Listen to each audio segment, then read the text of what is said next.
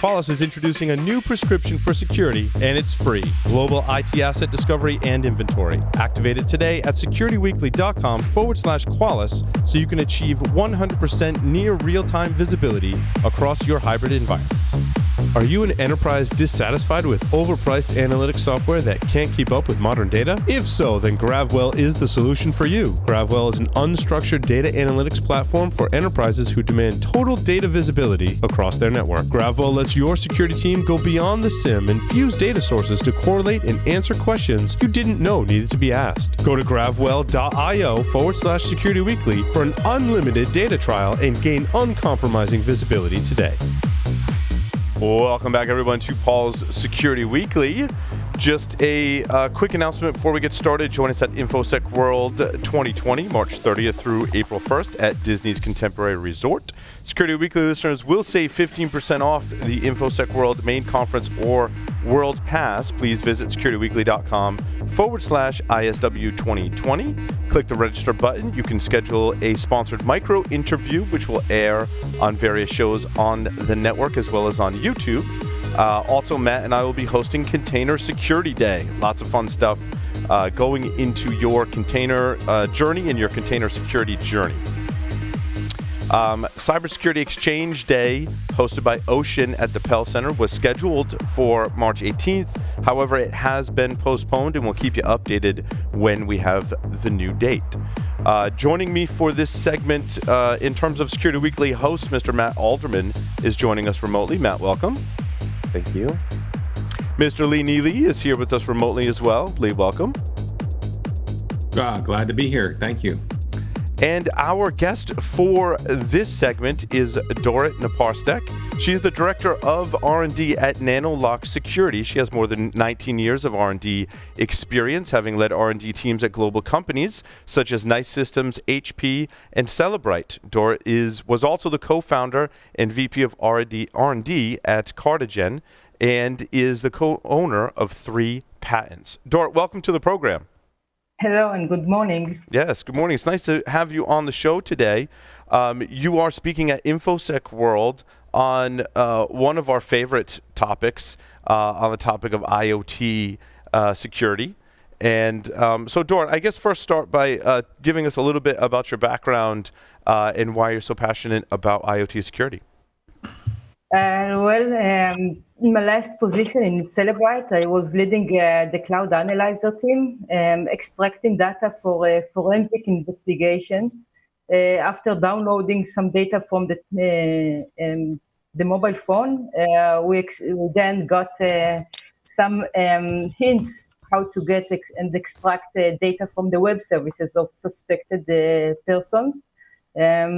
Starting from then we started to reverse the protocol in order to extract the data, and there was my first step in the security world. So the next step here is at NanoLock, how to protect the devices. Outstanding.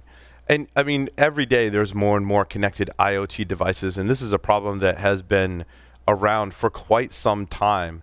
And I feel like it just keeps getting worse. Do you feel the same way? Absolutely.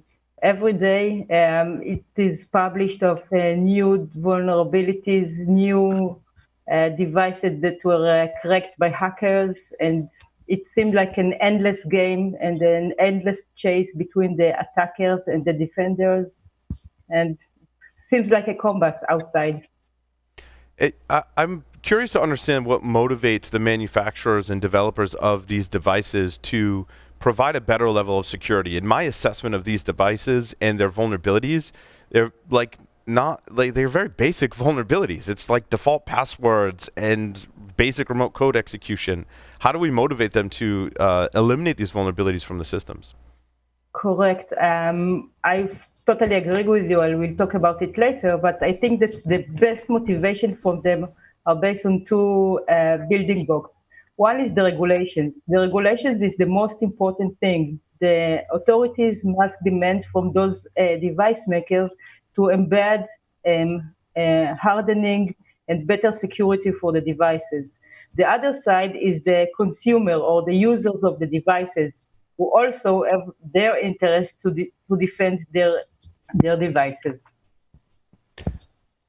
some of these vulnerabilities actually can't be patched. I think that's an area where regulation can certainly help, correct? Correct. Yes, some of the vulnerabilities are very hard to get rid of, like the vulnerabilities that are stayed persistent on your device. When you think about vulnerabilities, there are basically two types of vulnerabilities on those devices. Those who can get or disappear on a reboot of the device, and those who are not. Those are stay forever until the firmware is reburned or changed. This is much harder process to get rid of them.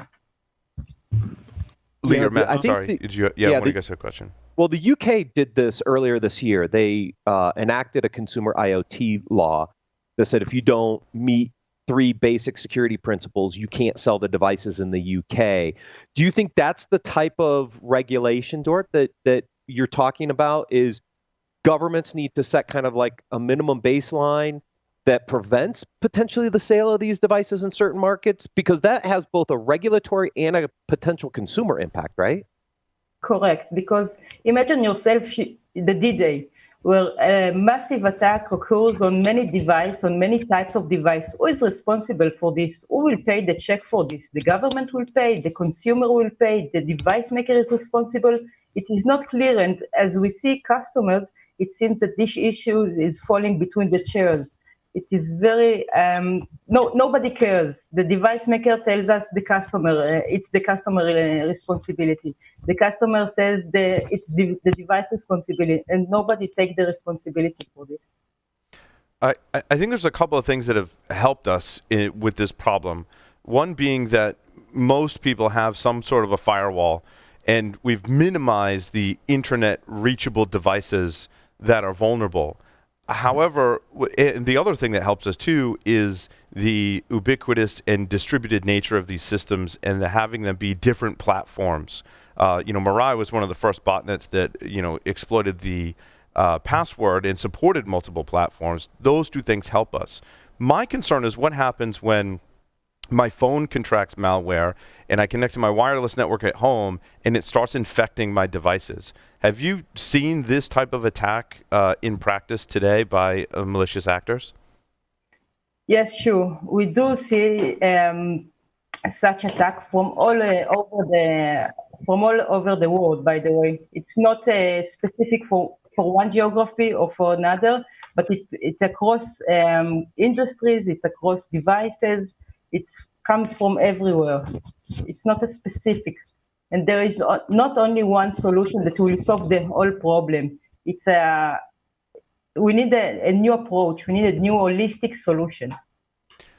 Yeah, because there's different types of, there's a whole ecosystem that's tied to IoT, right? There's the mobile app itself that you use to manage the IoT device that connects to the cloud, and both your app and the device are connecting potentially into the cloud, and that's opening up all kinds of different attack vectors. Correct. Yeah, and we also saw this play out in the endpoint space over the years. I mean, think back to, the mid 90s when all the virus and worms came out. So we throw on the antivirus and, then we throw on the endpoint detection response solutions. Now Microsoft does a better job of protecting the OS itself and having some of these capabilities.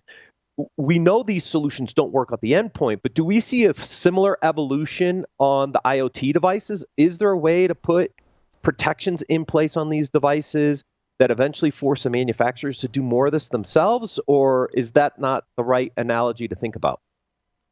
Yes, I think that this is the right analogy. We are starting to see customers that are using the red teams to prevent the device makers that there is a real problem. There is a huge vulnerabilities on their devices. For example, we took a industrial router, and within a couple of days, we found a major vulnerability. So there are real issues to be handled. In your talk, Dorit, you talk about a flash to cloud approach. What do you mean by that? Correct. Flash to cloud approach came to protect the flash, meaning that the flash is secured. It is secured at all time. To be more specific, it is only few partitions. If we will if we make a zoom in into the flash, we will see that the flash partitions, some of them containing code, which is not changing over the time, and some containing data, which is changed and created over the lifetime of the device. We are coming to protect the code partitions, those that the attacker wants to change to make sure that the attack is persistent. Okay? Now, once these are protected, even if you have physical access to device, no network access to device, you are not able to change it. Okay? That's why it's very easy to get rid of the attack. It's very you reboot the device and the attack disappears. Unlike current solution, which cannot prevent the attack from staying forever. For example, the VPN filter in the mid-2018 did the same. The first step of the attack was a persistent step to write something to the operating system partition in order to make sure that at every boot the malicious code will be loaded. So when the device boots up, it has to authenticate over the network to the cloud to then pull down the application or verify the application hasn't changed? No, but it is independent. The protection is independent. It doesn't have to be connected at all time. The protection is on the flash. And when it wants to update, it have to be connected to the server, of course. But usually the device does not have to be connected, and it's still protected. How big of a lift? How hard would it be for manufacturers to implement that type of security? Is that a big deal or a little deal? Basically, it's not a big deal. We supply SDK, which is a software package for integration, and the small user mode application. It is very thin. It is not consuming resources from the device, and it's very easy to integrate. I can tell you that these days we are integrating with some Asian device maker. It took a few days till the integration completed.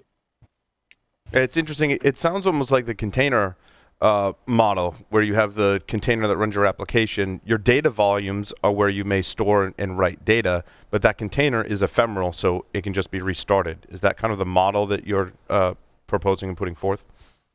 Correct. The model is that the device maker integrate this SDK, and we supply a backend services to the devices.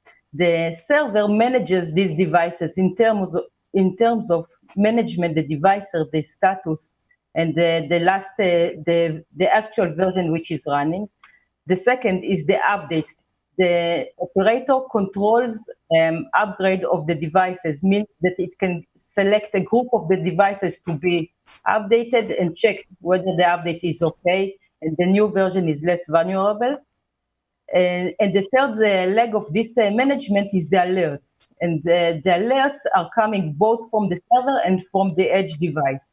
It is very important because the edge device stores very important information like unexpected messages or even trying to attack where we block the retries, and we able in the server to make a reversing to understand what module on the device was attacked. This way, the customer can understand very easily what module was attacked by the attacker. How's the adoption on the device manufacturer side? How willing are they to go down this road? It's pretty difficult because, for example, the router makers, as I told you before, they don't hurry in taking the responsibility. They don't take. They says that it is responsible of the end customer, whether it is an organization, whether it is a consumer. We see in the utilities market, which is going now these days there is a transition to smart meters. We are seeing higher attention for this, and we are in an advanced level of integration with such customers. Yeah, that's really so. How do you maintain the protections on the operating system and also the bootloader? Is there a hardware component, or is it all done in software to maintain that protection? There are two alternatives. There is the hardware alternative, which is done with the cooperation with leading memory makers like Micron, Cypress, and Winbond, and Adesto. This means that the logic stays in the hardware side. Mm-hmm. But there is also a simple and much faster integration with our embedded software, which, as I said, we gives you an SDK, some binaries, you embed it into your firmware, and then everything is working. And we are supporting not only Linux-based devices, but also bare metals and FreeRTOS and other embedded operating system. Is there a key management component to maintain that protection, like a TPM kind of module? Basically, there is it is live in the hardware, or we have a specific module in the software for this in both solutions. And the other side is in the server side, where it is protected with HSM. Mm. That's really cool. And so you're supporting different hardware and software platforms? Yes, there is two flavors, because the hardware integration is very long, and it takes time, and it requires the memory makers. The software is give you very good level of security, in addition to another hardening activities we are doing on the device. So now we are seeing a very high demand for the embedded software solution, which is, as I told you, within a few days, the device is working and everything, the integration is completed. So it sounds like this is a twofold protection, right? It prevents tampering of the device. If an attacker were to find a remote code execution vulnerability, they would have a really tough time pulling off the attack. And also, if they tried to forge the firmware, they would not be able to load malicious firmware onto the device, correct? It's even more, I can give you some more scenarios, like making the device a brick. I can give you more scenarios, like leaving a backdoor on the device, like the VPN filter attack, which left a backdoor that no security tool was able to detect in an early stages. It can be, for example, we created our own administrator user and left it on a router, on an industrial router, and that's how we get in every time again. Once you control the device with all privileges, you can do whatever you want. Now, with nanolock protection, you are limited. And more important, after reboot, everything disappears, and you have to find your way once again. And it also sounds like the manufacturers have better control for management and monitoring of these devices as well. Is that an option? I mean, when I buy something from Linksys, right, I don't necessarily want Linksys managing it. But if it's a smart meter, I want someone to be able to manage that securely. That's often why we have these back doors built in and insecure protocols, is because they need to manage these devices. Correct. You will want to control the version updates to know exactly and for sure what version is running on the device. You will want for sure alert events from the device saying, now there is an attack. The attack didn't succeed, but check your not unprotected devices, because someone is in your network, someone is here. So you will want all these, the package of updates, controlled updates, and alerts. You want it all together. And further, later you can also integrate it into your SOC system, where you see information from all over all parts of the system. So it seems like we're really taking the variability associated with the end user out of the equation. That we're really providing a pretty solid device, or am I going too far with that? Again, user not as important. Go ahead. Can you repeat the question? I was saying we're less reliant on the user to do the right thing now because the device is much more centrally managed. They're not necessarily installing bogus updates or not installing updates at all. That seems to be being taken care of for them, with the only caveat being that perhaps they would need to be rebooting the device if something funny happened.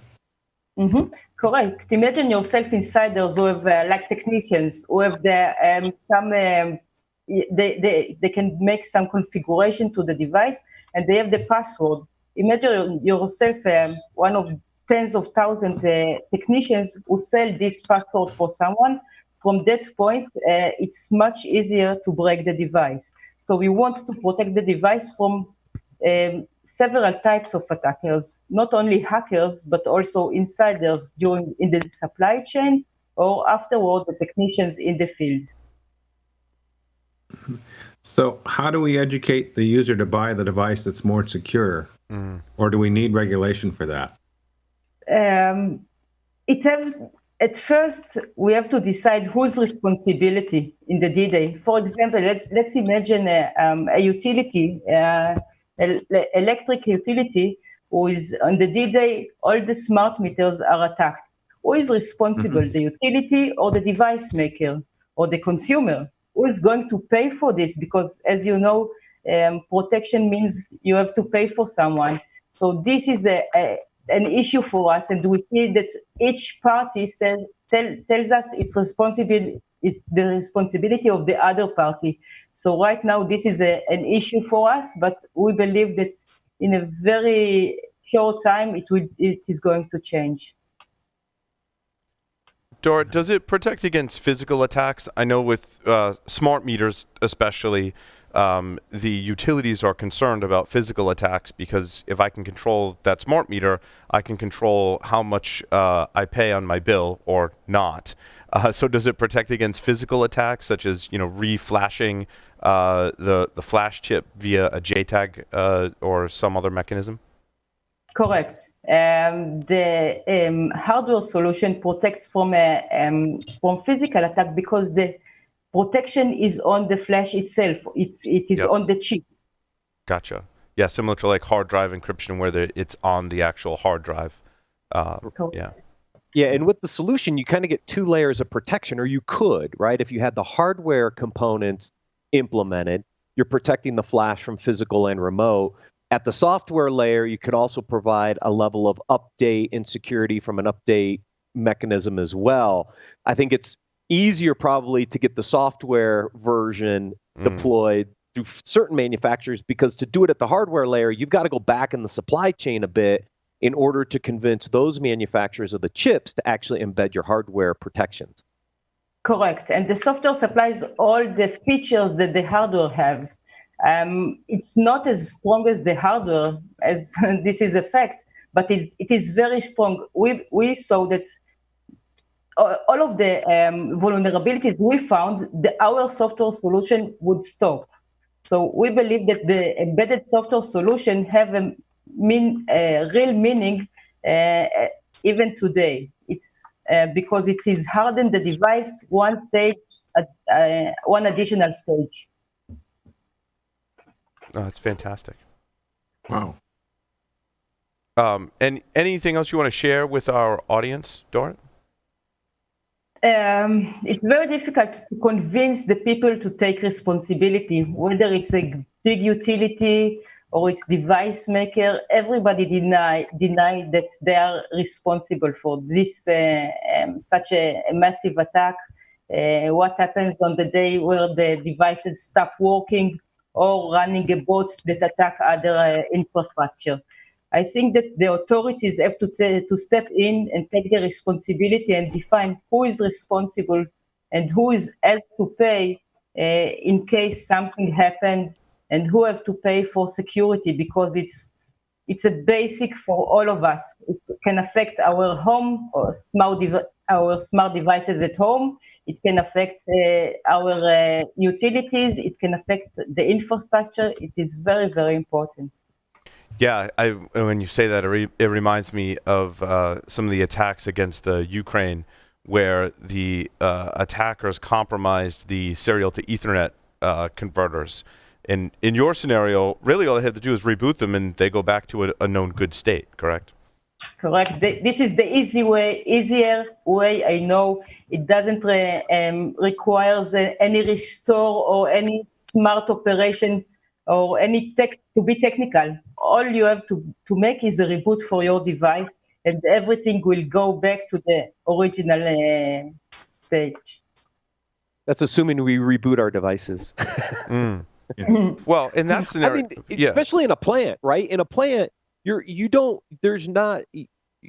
typically don't touch those devices unless you're in an outage or something like that. Right. Now, in a case of an attack, that would be a good way to obviously kind of recover from an event.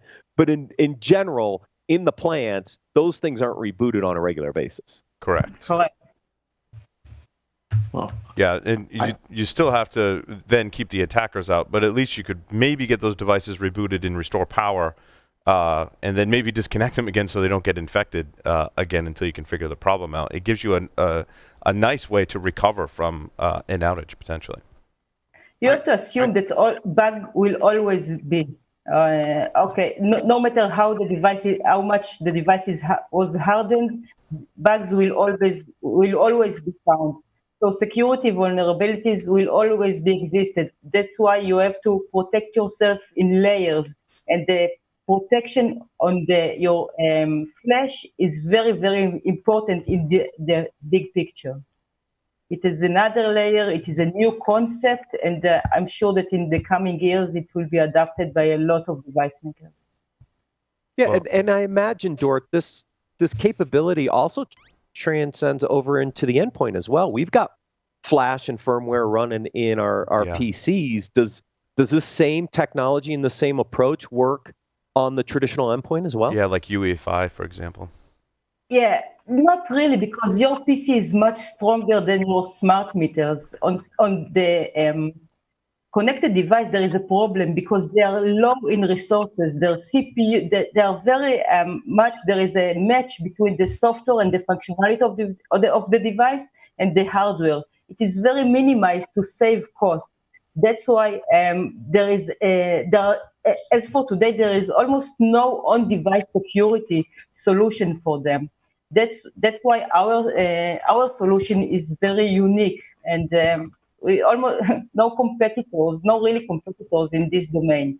And your PC has a very strong CPU, a lot of memory, so other encryption tools which consume a lot of resources can run on it. Therefore, maybe it's not the best solution for your PC or maybe mobile phone. But for low-end devices like your smart meters, your home devices, the routers, this is a best fit, I think.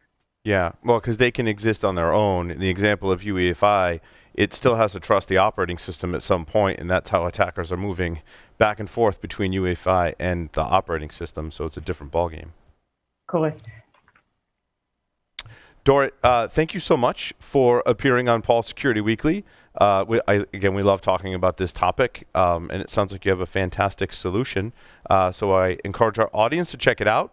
nanolocksecurity.com is the website, and Dorit will be presenting at this year's InfoSec World Conference. Dorit, again, thank you so much. Thank you. And with that, is this the last segment for the show? That will conclude this edition of Paul Security Weekly. Thank you, everyone, for listening and watching. Over and out.